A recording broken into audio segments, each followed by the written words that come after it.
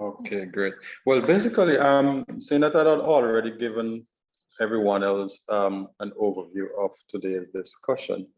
The objective really of today's meeting is to gather more information on the 54 carbon with supporting the Seamoss industry, our sustainable development, especially within the Grenadines area of St. Vincent. Zina, I will turn it over to you to proceed with that. Thank you very much, Aldrin. Before we start, I have put an agenda together with the presentation that we have provided previously. And we provided this presentation to St. Lucia because I thought it provided a comprehensive view of everything. But before we start, it'd be great just to go around the call and everyone to introduce themselves in terms of their interest in the Seamoss industry. So Shavorn, can I hand over to you? Yeah, of course. So I guess everyone knows me. I'm Shavorn, and this is Daddy. Sorry, he doesn't have Zoom, so he's just sitting in on my phone. Daddy, you can hear, right? Yes, I'm here again. Okay, so this is my dad, Julian. He's the one that founded Seamoss Boss Canouan, and so he basically does all the harvesting, the drying, and then he ships it to me, and I distribute from Florida. So yeah, we're Seamoss Boss Canouan. Thank you. So St. Vincent Grenadines Fisheries, just wanted to confirm, I didn't get your full name. Yes, good morning again. My name is Silena Andrews. I am a fisheries officer. I am in the Quality Assurance and Product Development Unit. We handle inspections of seafood products, including Seamoss. So when Seamoss Boss does her export, we will inspect them before they leave, as well as other fishery products. We also have a laboratory where we'll do testing of products from the establishment, as well as water and ice samples. And we also conduct audits of these establishments to ensure that they comply with our fish and fish products regulation. Fantastic, thank you. All right. Kofi?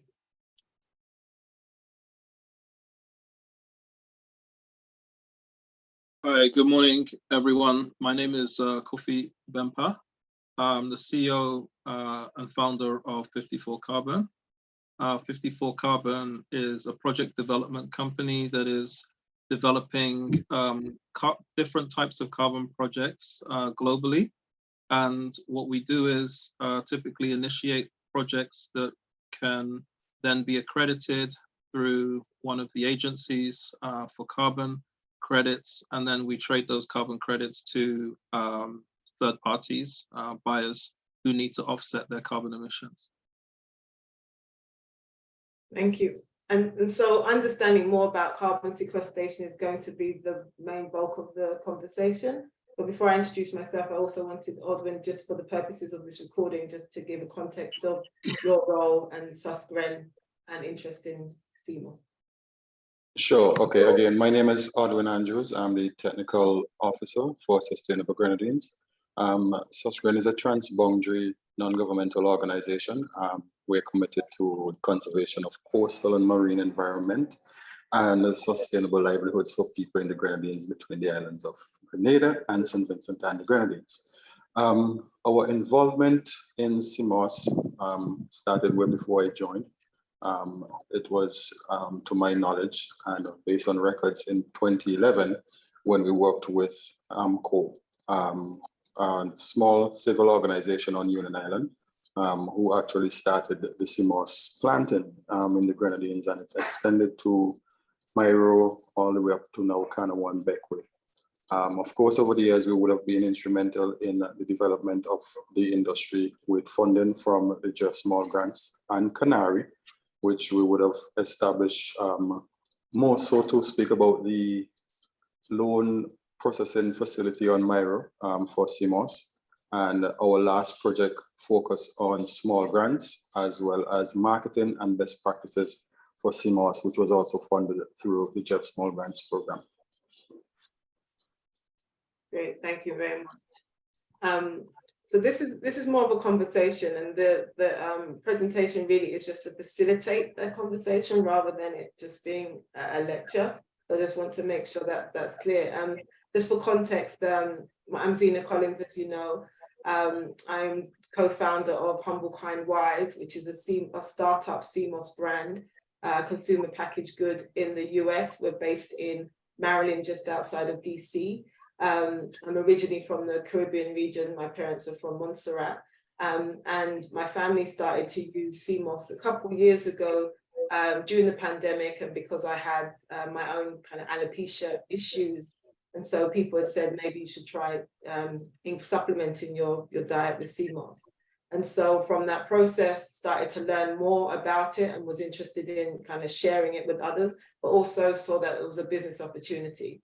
And so working with Kofi at 54 Carbon to understand the opportunity to support the conservation needs and economic development needs, and also with a partner who isn't able to join this call today, Carlos and Adrian from ASC Foods, who've been helping us with the regulatory and compliant part of the conversation. We started the journey to really understand what's happening in the Seamoss industry. And then we were introduced to Union Island, where my husband and I visited and had the opportunity to meet with a couple of Seamoss farmers, including Caitlin Weeks and Ashley John, who was very generous in sharing his knowledge and experience in the industry. So we are very grateful to him for the insights he provided, as in addition to Caitlin Weeks as well. So and now we're here in terms of this conversation. So I'm really excited that we're all here together to start to kind of figure out how we can better collaborate in this space. So as I mentioned, we're really trying to understand each of these components. So this is really a conversation around, you know, what's happening in terms of technical assistance and capacity building in the area. Like, how is environmental sustainability being supported? What's the opportunity from a carbon sequestration perspective? And what regulation and certifications are being put in to support international trade, to support brands like Seamoss Boss and ourselves, Humble Kind Wise, in the wider marketplace. So I'm not going to go through this presentation in detail. And as I said, I just want to just set some context for discussion, and I will hand over to Kofi to just give us an overview of the carbon sequestration opportunity. But as I mentioned, really we're about how do we professionalize the industry so that we can create more economic development for the Seamoss farmers and also the businesses in the wider world, in the UK and the US, who are trying to build Seamoss businesses by building brands and raising awareness and making sure that we are meeting the FDA and other regulatory requirements. So I'll just stop presenting for a moment and then hand over to you, Kofi. Yeah, so thanks, Zena. So the carbon sequestration opportunity really comes around from the need for large emitters of carbon dioxide to reduce the amount of carbon dioxide they emit. And these large corporations, who are typically in kind of oil and gas, in mining, processing, industry, can't do enough on their own in terms of their operations to reduce their carbon emissions. And so they have to buy offsets. So they have to buy carbon credits, which help them in a lot of different places comply with regulations around reducing their net carbon output. And so given that there is a market to sell carbon credits to, we decided to develop projects which could then be accredited with carbon credits that can be traded. So our background is we're really developers of energy and infrastructure projects. So in our other business, we build wind farms, solar farms, battery storage projects, and we invest in those long term, and we sell generate electricity and sell to off-takers. So what we're doing here with 54 Carbon is something similar, where we come in as developers of a project, and the type of projects that we do are often nature-based. So with nature-based solutions, we're looking at things like in Ivory Coast, for example, in West Africa, we have 100 hectares of land under a concession agreement with the government, where we're planting trees and indigenous species in order to revive the ecosystem there. They've suffered huge amount of deforestation. 75% of the forest has been cut down in the last 15 years. And so we are regenerating that. But what that does is, because the trees are a CO2 sink, then effectively planting them means that you can calculate the amount of CO2 that these trees will take out of the atmosphere. And for each unit of CO2 that's removed from the atmosphere, you get a unit of carbon credits, which can then be sold to third parties. And so when you look at the blue economy, Seamoss is similar. It's similar to trees which act as a carbon sink. So what the Seamoss is doing is it's taking CO2 out of the atmosphere and capturing it and locking it in. And once you can demonstrate that, then you're able to put the project through one of the accredited agencies. So there are two which are the most popular. One is Verra, and the other one is the gold standard. And what you have to do is effectively choose a methodology, or you can create your own methodology. And what that means is that you describe what you're doing, how the project is going to function, how it takes CO2 out of the atmosphere or how it removes it. And then this is independently verified by those organizations, hiring external people. And it goes through that process. And if the project that you're doing checks out and it is as per the independent verification, then you're awarded carbon credits, which can then be sold to third parties. What's happening in the market that we see is that there is more demand for these carbon units than there is actually carbon credits available. And so a lot of large corporations are looking for these carbon credits, but they're not necessarily going to develop projects that will generate them, because that's not their core business. They want to focus on their core activities and find people, like 54 Carbon, who can aggregate these carbon volumes for them and be the providers of that demand. And that's essentially what we're doing. So with Zena, we've been working together, looking at the Caribbean region and seeing how we can think about the Seamoss industry. So I guess on one hand, it's a commercial venture because Zena is producing the product that will be sold in shops. But on the other side, there is also the opportunity to look at how these projects are taking CO2 out of the atmosphere and then put them through to an accredited agency and achieve carbon credits at the end of it. And so that's the kind of strategy that we've been working on. So let me stop there just to see if there are any questions.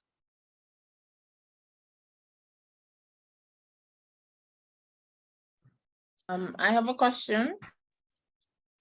Sure. Could you repeat the name of the accredited agencies you mentioned? Was it Verra and? Yeah, Verra and Gold Standard. So Verra, VERRA, is one. That is probably the largest of all of them. And the other one is Gold Standard. Okay. All right. Thank you.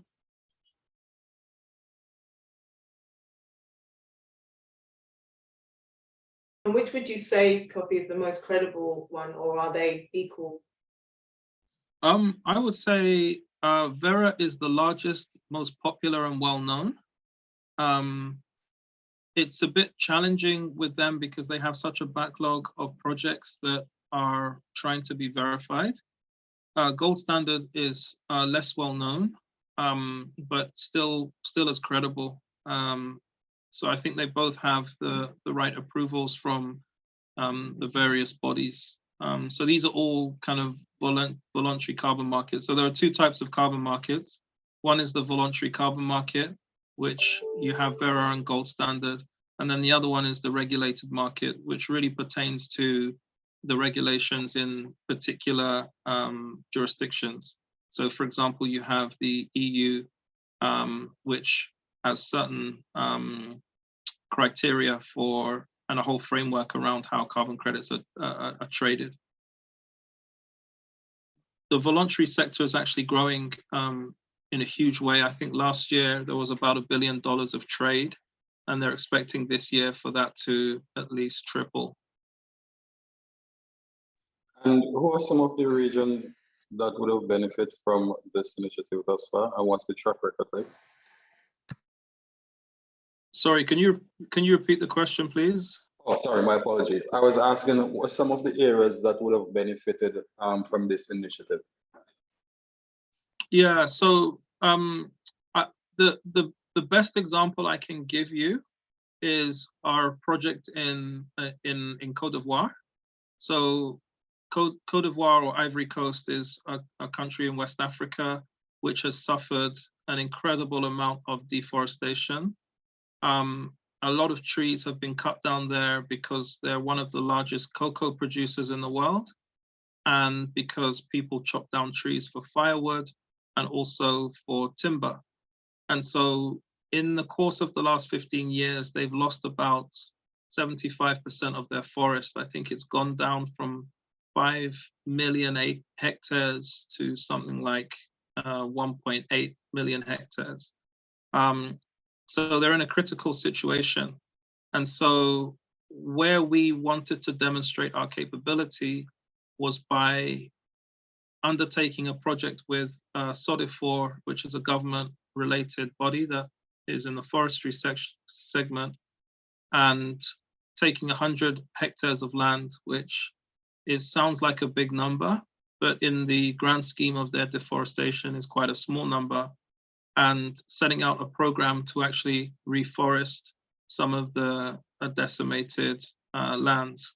So our vision is to start a program which is underway to plant indigenous species. We've identified 3 local tree species that we're planting and working closely with the local community to do so.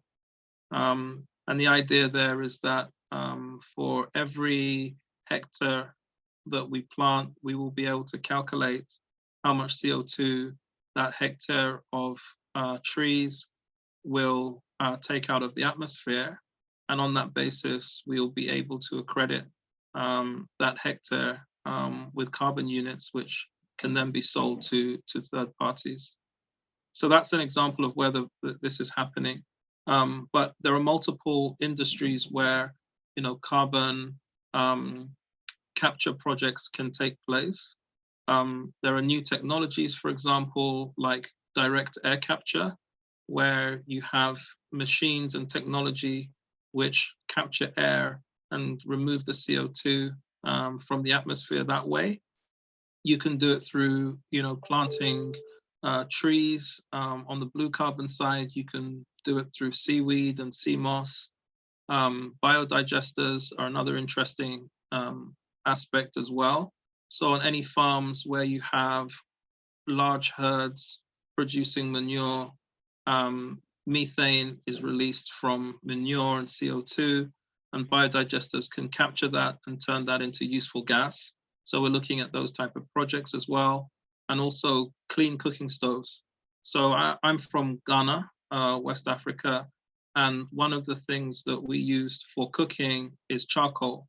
And charcoal has a huge CO2 output, but by using clean cooking stoves, so LPG gas, which can replace the charcoal, those projects can be accredited as well for carbon units because they're removing or displacing the carbon emitting coal.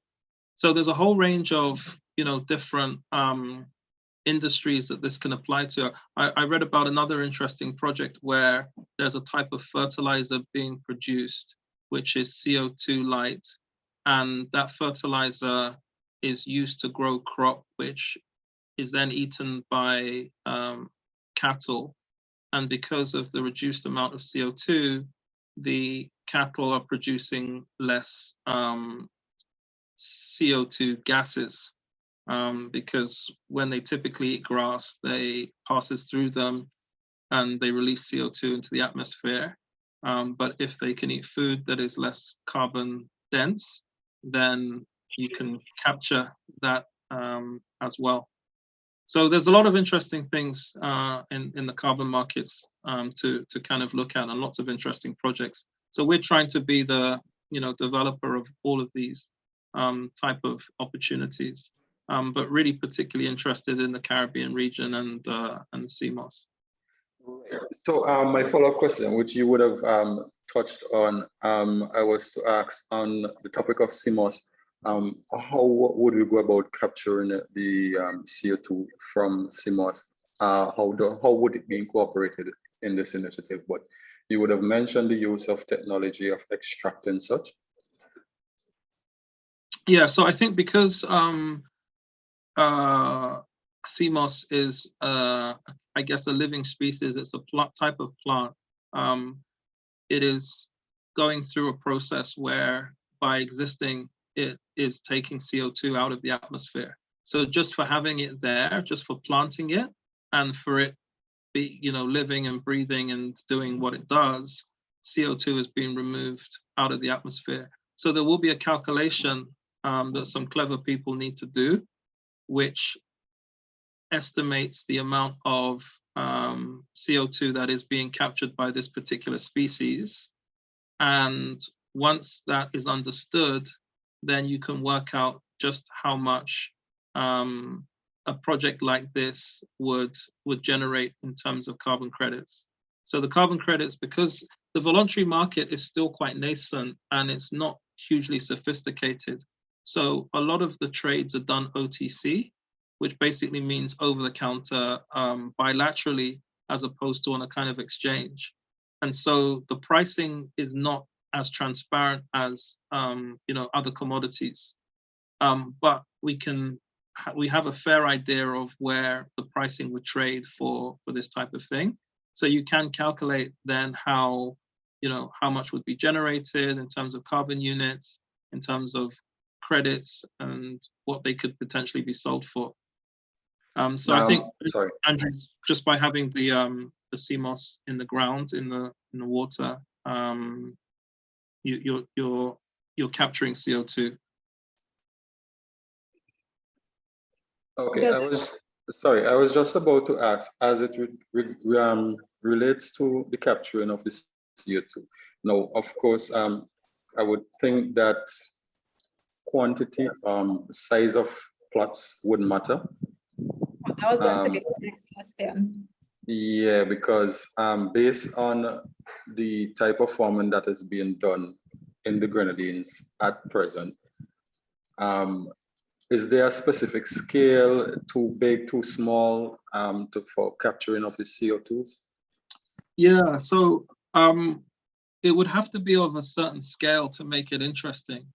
But sometimes how you reach that scale is through aggregation. So you don't necessarily need to have, a single project in an area or a space which is contiguous with another. It can be more so that you look at, St. Vincent and the Grenadines, but that could also be, attached to a project that is in a neighboring island. And so you aggregate the scale over a number of different projects and opportunities. And I guess what I'm not sure about at the moment is the scale of the kind of Seamoss potential in St. Vincent and the Grenadines. So in Ivory Coast in West Africa, we were looking at 100,000 hectares for exactly that reason, right? Because then you've got enough scale to make the project really attractive from an economic perspective. Okay. I guess, that's a question that would be interesting to answer, right? Like, what is the scale of the opportunity for Seamoss in St Vincent and Grenadines? Are we talking like just how much kind of area is there available for such a strategy? Yeah, so that would link with the conversations around marine spatial planning and how much area could be allocated for this type of initiative. And potentially, I know, Shavorn, you were looking at putting together a Seamoss association as well, and whether the partnering of Seamoss farmers and their area could be captured as one piece. So it'd be interesting to hear from the fisheries department and anybody else who has some kind of thoughts on that.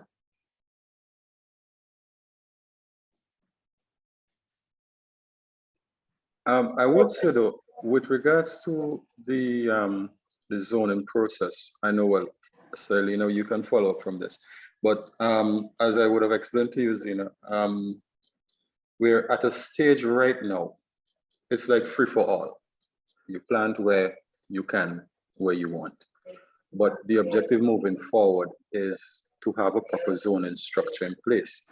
And if this is done, I think then we will be able to achieve that question, to answer that question of the scale, size of areas, because as it's being done now, I don't think we'll be able to capture such, because some of these farmers may have to move at a period of time once the final zoning process is finalized and so forth. But I know, Silene, I know that is on you guys' desk at the moment, because speaking with, oh gosh, my apologies, I forgot her name, from TNC. It's actually on you guys' desk now. So in order for us to move forward, we need to know now what is the process on that.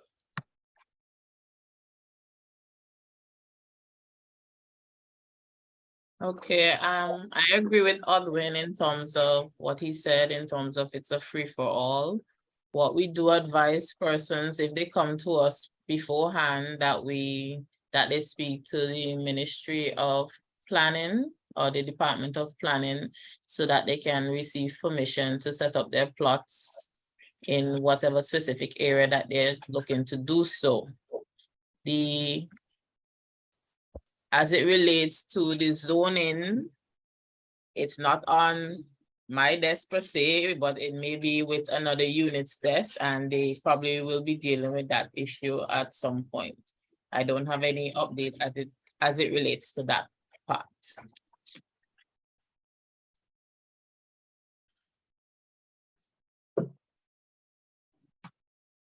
So in terms of a timeline, so if it'd be good also, Kofi, to understand the scale economically of the opportunity and what the space would need to look like for that to potentially be an opportunity, if you've got kind of some idea of that. But it'd be good to understand what the potential timeline would be in terms of putting those marine spatial plans in place. Is that something that's already in process?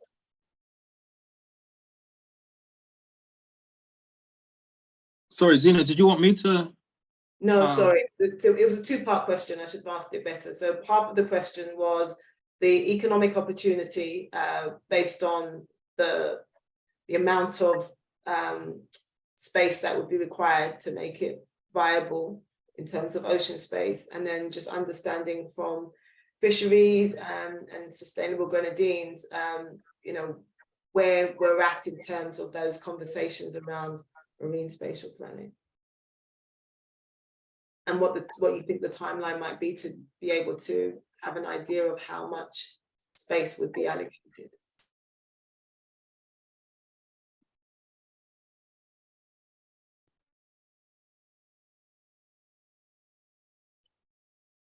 Okay, so we will have to get back to you on that. We will have to have our internal discussion as well as discussion with the Department of Planning so that we can give timelines to that activity.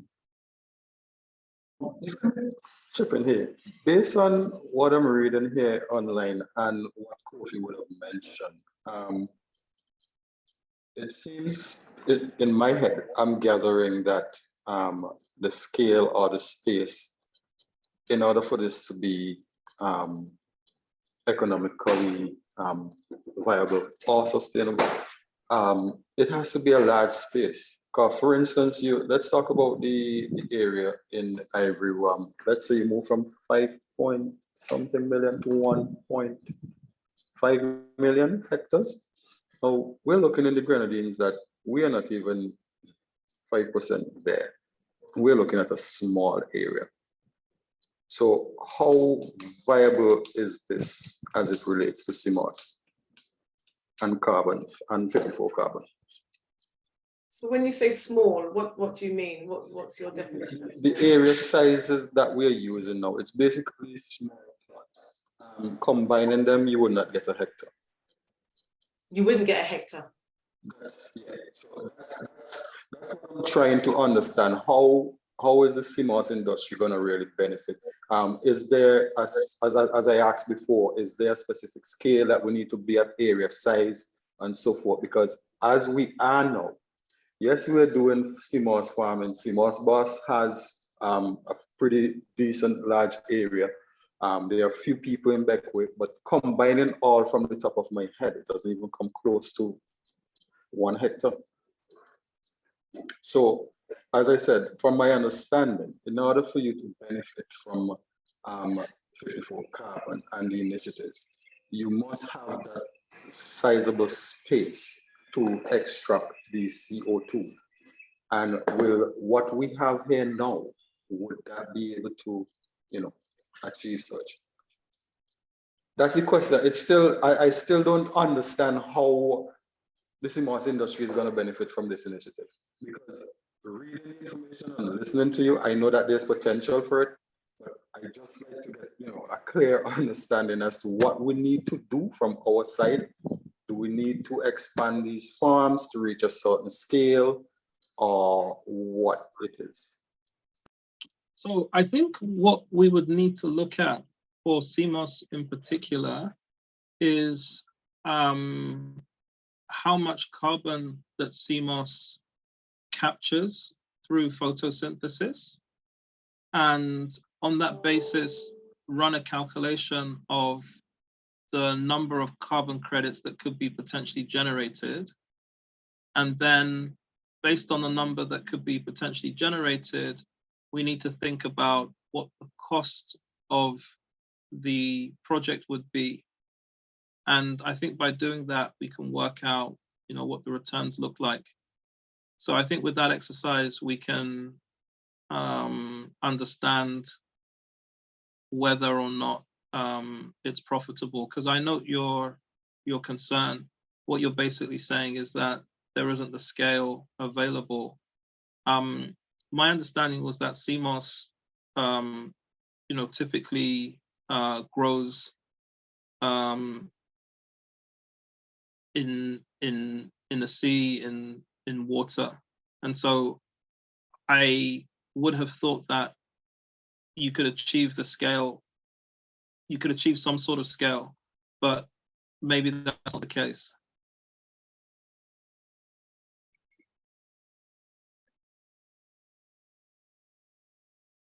Well, the islands are typically very small. Like Canouan, for example, is 3 miles by 1.5 miles. So we can only take up that much space around the island.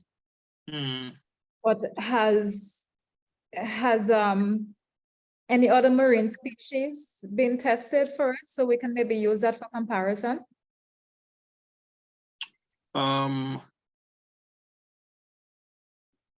We ourselves haven't tested any other marine species, no. Okay. So I don't know is the answer to the question. But it's certainly something that we could investigate. I think we can, quite quickly do a calculation and try and figure out what makes sense. And is it a case that you need the live plants to to do the assessment? Yeah, so I think there must be somewhere some data around the particular species and how much CO2 that it produces. I'm sure this could be simulated in any case with a proxy measure somehow. And then we'd need to kind of build a financial model to see just kind of how profitable, you know, it is. Right. But I guess here there's two things, right? One is the commercial aspect of it, which is around, you know, selling the Seamoss in some shape or form, right? So either as the liquid or as, I guess, Shavorn, I don't know what you guys, do you make a product from the Seamoss? Wholesale the raw Seamoss. Okay, so you wholesale the dried Seamoss. So I guess then there's the commercial aspect, which is around the product itself and monetizing that. And then the upside to that is the potential for carbon credits, because even if the carbon credits were not available, you would still be doing the business, right? You'd still be wholesaling the dried Seamoss. In Zena's case, you would still be wholesaling the liquid packaged up. So the upside to both of those strategies is to say, okay, well, we're cultivating this in any case for our commercial venture. And in addition to that, let's also try to see how we can monetize the carbon credits. And I think from St. Vincent's perspective is you have all of this Seamoss just sitting off on the shore somewhere or in the water. Right now, it's not making any money, right? So the question is there a way to make some money from this, to monetize it from the perspective of government? And I think that's what we need to kind of investigate. So if there is a way to monetize it, who's going to invest in the project? And the investor will need to make a form of return. So can the investor make a return from what is available today, or the amount that could be scaled in future? So yeah, I think there's a little bit of work to do. Yes, indeed. And I like this conversation because now we're getting to understand more what it is about and what needs to be done from our side, because I think in order for us to move forward, we need to have these sort of dialogues. So now I have a much better understanding, not as clear as possible as I would want it, but at a better point now to speak more on this. Yeah. And I think it's So- looking, so go ahead. Yeah, and I was just going to explain one more thing. So, for example, what we have done in Côte d'Ivoire is we've said to the government, you own the forest and you will always own the forest because the forest belongs to the country. But we're going to make an investment and we're going to spend money to put these trees, you know, on the ground. And when we accredit the project and we get the carbon units, the carbon credits, we will sell those and do a revenue share with you, the government, because you also need to get some upside. Even though we're investing the capital, the forest belongs to you ultimately. And so we worked out a revenue split for the carbon units. So maybe that completes the picture. And I think that's doable.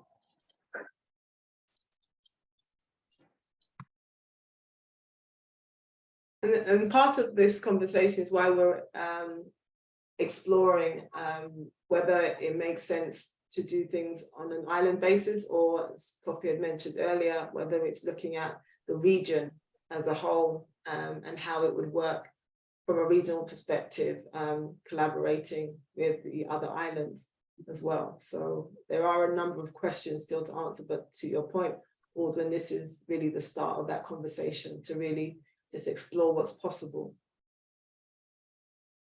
Yep. So just in terms of next steps, in terms of that, this part of the conversation, Alden, would you be able to find out in terms of with the fisheries department in terms of what's currently in train in terms of marine spatial planning and the spaces that would potentially be allocated for a Seamoss project if there was the opportunity for investment from a carbon sequestration perspective? Yes, I'm Rita. Okay, that's her name. My apologies. So I'm Rita from TNC because that's a project that TNC wants to undertake, not only from St Vincent, but I think in the region as it relates to the zoning and so forth of Seamoss farming. So I think as Silena said, something that we still have to wait on, but definitely I can follow up and see where we can go from there.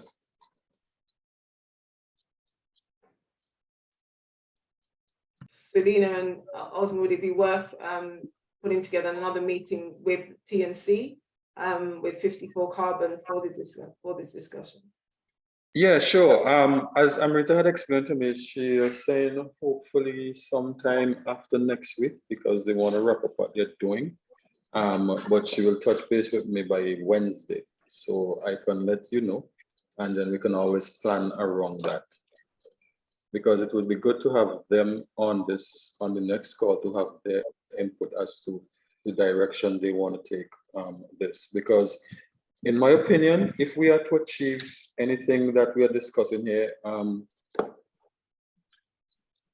has to be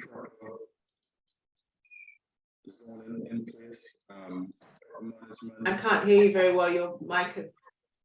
Oh, my apologies. Can you hear me better now? I can hear you now, yeah. Right. So I was saying, in order for us to really achieve anything, even though we are at the initial stages of discussion, I think that more needs to be done from a national level with regards to the management of the Seamoss industry.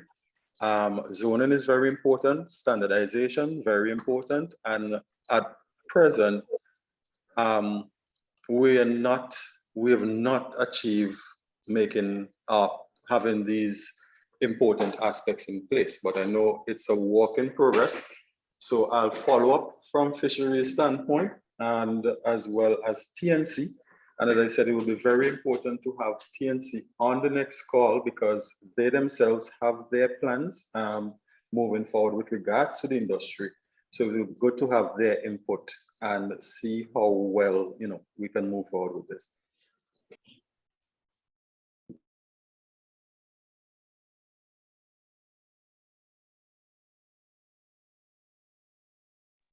We have 10 minutes left, and Kofi, if you need to drop off, that's fine. I thought it'd be useful just to touch on the regulatory and compliance component, just to understand where St Vincent is at this time. So I know, Shavorn, we had a conversation around some issues that you had with the FDA and the need for HACCP planning in place. So I just thought it'd be good just to touch on this. As I mentioned, one of our partners, ASC Consultants, who wasn't able to be with us today, have been working with us to figure out what does compliance look like as they do this they've done this with other regions and other products. And so they put together kind of 9 key principles of what needs to be considered in order to make sure that the Seamoss market is regulated and is compliant with the FDA and has the foreign supplier verification compliance in place. So Sarita, it'd be good to kind of hear from your perspective in terms of what currently is in place and what's missing. And then Shavorn, if you're happy to kind of share from your perspective of what's needed to make sure that we're compliant going forward, would be helpful.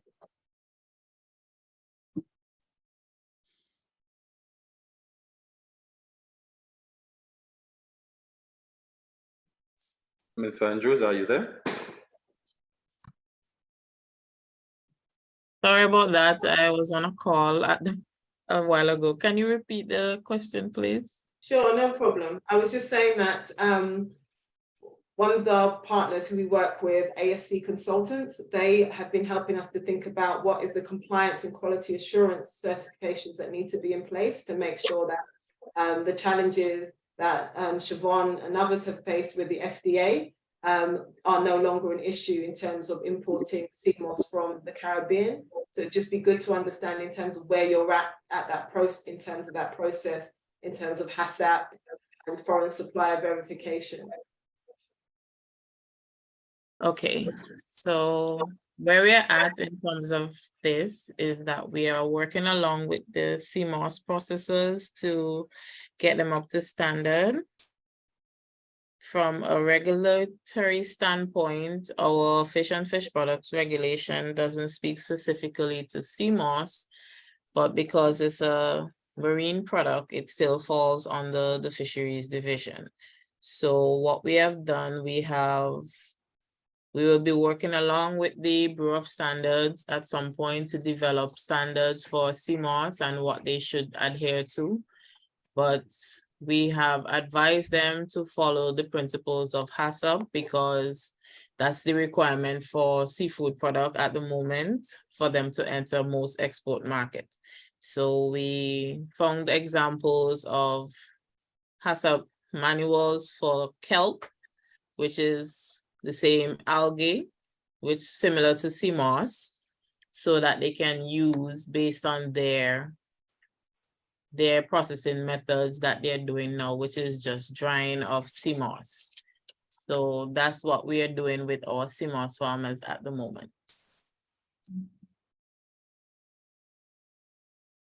Thank you, Ms. Andrews. Shavorn, did you want to share a bit about kind of your experience? Yeah, so basically following up from Siley, we've been working together to develop a HACCP plan for for Seamoss farmers for St Vincent and the Grenadines. What I've found also is that we also need to do a training with the USDA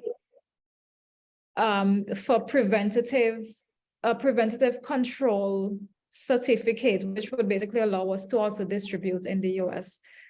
So far, we've had multiple testing done. We've done heavy metal testing, nutritional testing, and a few microbial testing in order to develop the HACCP plan. We're not completely finished yet because it's obviously a very, very expensive process and it takes a lot of time.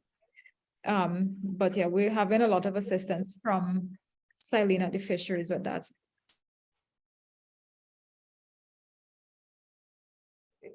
And so do you have a timeline in terms of when you think this will be in place and what's missing at the moment? I'm just waiting on some results right now. We don't have a timeline just yet. Well, we thought we did because the FDA is due to visit, but I don't think they're going to be inspecting the Seamoss farmers at this point in time. So we're just taking our time with it because obviously it's taking a lot of time and money. So yeah, do we have a timeline, Selena? Not at this moment, we don't have a timeline as yet, but it's definitely something that the government is pushing to have our Seamoss producers up to a certain standard because we see the importance of it and we want them to be able to access certain markets. So it will definitely be a push to have the standards established and implemented for all Seamoss farmers. So I should be having the last of my test results today. And then that would allow me to move forward to the next step with the HACCP plan. I don't think it would take more than another month to finish. Okay, great. You're ahead of most establishments, so you're like the guinea pig. So At the same time, if I may chip in here, now this is a costly doing for Seamoss boss and Shavorn and her father on a whole. Apart from guidance and conversations and so forth, what else can be done to assist? Because especially developing a HACCP manual as an individual and then to be used from a national level, can there be more collaboration on this effort moving forward? Because as Shavorn just said, she have to slow it down because now I know, and we speak a lot about this. It's costing her for testing and then to develop a hazard manual, which I'm aware of because it's time extensive, takes a lot of time, and it takes a lot of resources. And in order for us to move forward with this, it's gonna take more than just Shavorn alone to do that. And that's part of this conversation, really, is the fact that it's something that we have to do at Humble Kind Wise as well. And so we want to see how we can join forces to look at, you know, what needs to be done and be able to find ways to fund the endeavor in a way that's not going to be cost prohibitive for entrepreneurs. And so this is why it's really important to understand what the agenda is for the government, and what type of investment the government's making, and how we can partner to look at potentially kind of meeting the government halfway, I guess.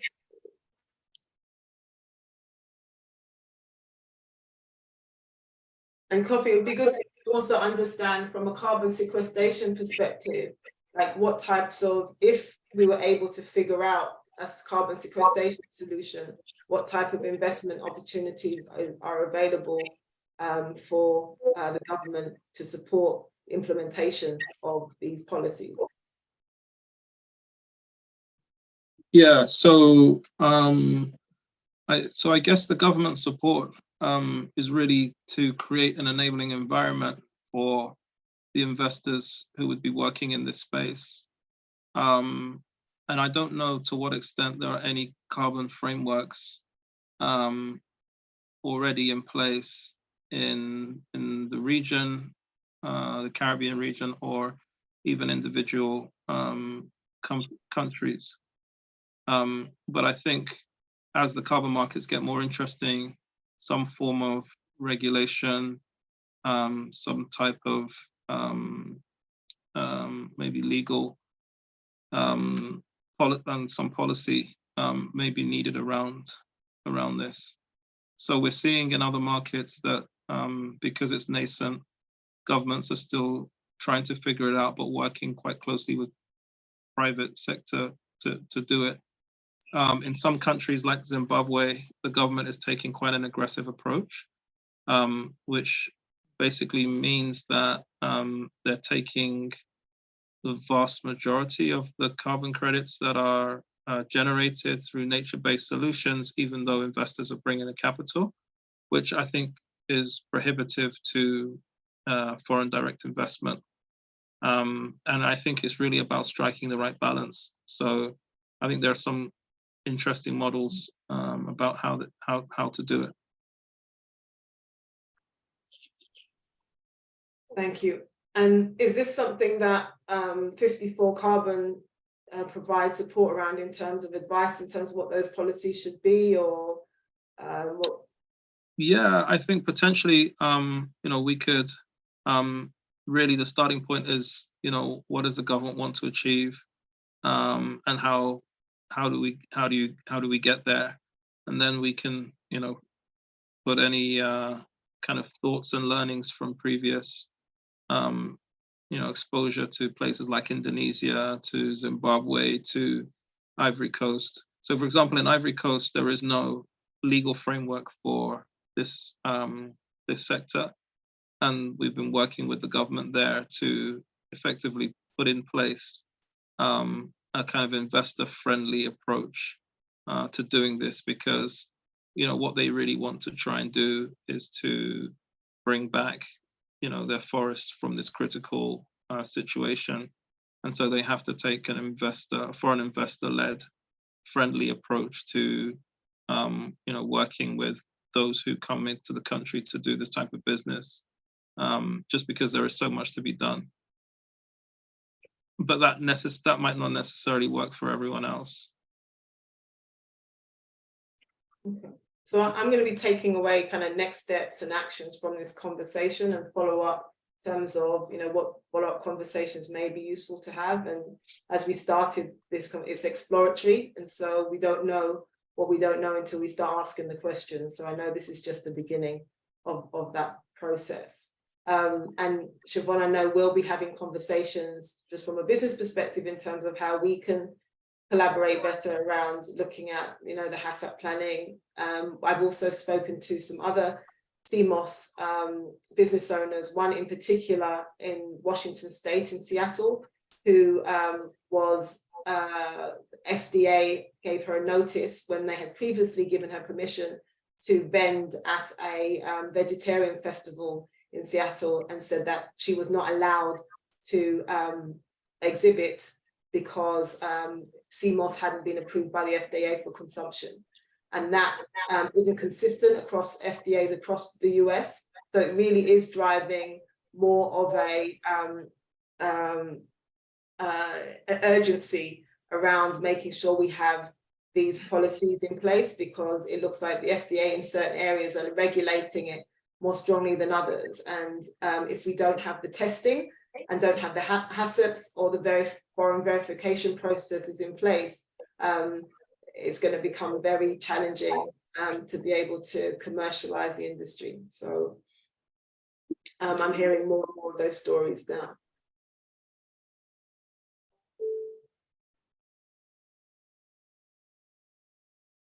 So I know we're at time. If there's no other specific questions, I will just kind of close out this meeting and send an email with suggested next steps and next meetings. As I said, this is the start of a conversation.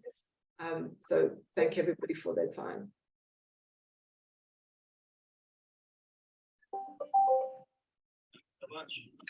Thanks, Sina. All right, guys. It was great. Thank you guys very much. Looking forward to the next call. Okay, thank you. Take care. Thank you, and look forward to this. All right, All guys. right, Take care. thank you. Bye. Bye. Bye-bye. Bye. They are, yeah, so was just